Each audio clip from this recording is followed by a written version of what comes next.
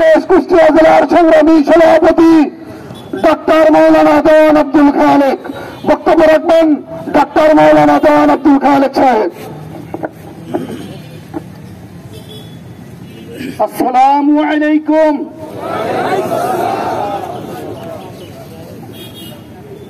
ভূমিকা না রেখেই আজকের এই উত্তাল বিক্ষোভ মিছিলে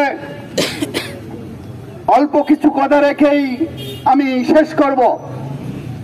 প্রিয় বন্ধুগণ, আজ तमाम পৃথিবী উত্তাল হয়ে উঠেছে।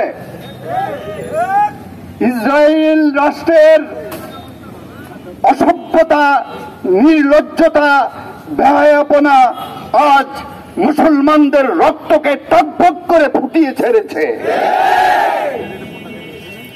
মুসলিম জনতা পৃথিবীর যেখানেই আছে সেখান থেকেই আজ জাগ্রত হয়ে জেগে উঠেছে। আমরা বলতে চাই,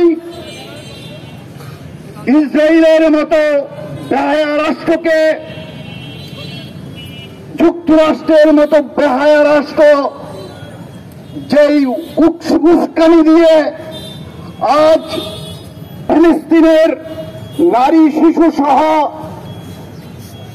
বেসামরিক জনগণের উপরে অত্যাচার, নিপীড়ন, গণহত্যা চালাচ্ছে, এটা কখনোই কোনো মানবীয়তাকে আর সামাল দিতে পারে না।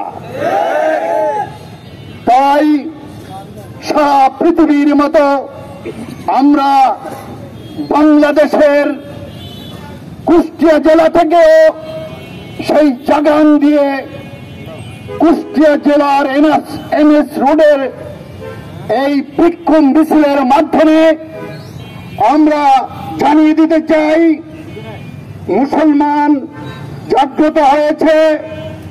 মুসলিম ইহুদিদের এই অত্যাচার, নির্বিচারে গণহত্যা কোনো ক্রমেই সহ্য করবে না।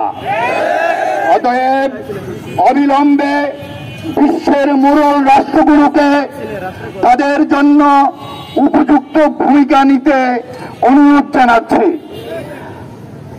উপযুক্ত দায়িত্ব কর্তব্য পালনে ব্যর্থ হলে বিশ্ব মুরব্বিবানাকে আর আমরা মেনে চলতে বাধ্য হব না। আমরা জেগে উঠব। আমরা ইহুদি ও খ্রিস্টানদেরকে আমরা কোনো ক্রমেই মুসলমানদের রক্তের সাথে হুলি খেলা খেলতে দেব না। আমরা জেগে উঠেছি, আমরা জাগব। আমরা ইহুদি খ্রিস্টানদের অত্যাচার, নির্বিচার, নিপীড়ন আমরা স্তব্ধ করে থামিয়ে দেব।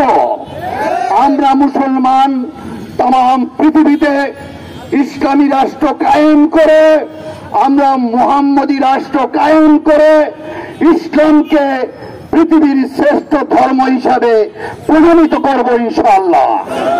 এই উদাত্ত আহ্বান জানিয়ে আমি আমার আলোচনা এখানেই শেষ করছি। ওমা তৌফিকি ইল্লা বিল্লাহ।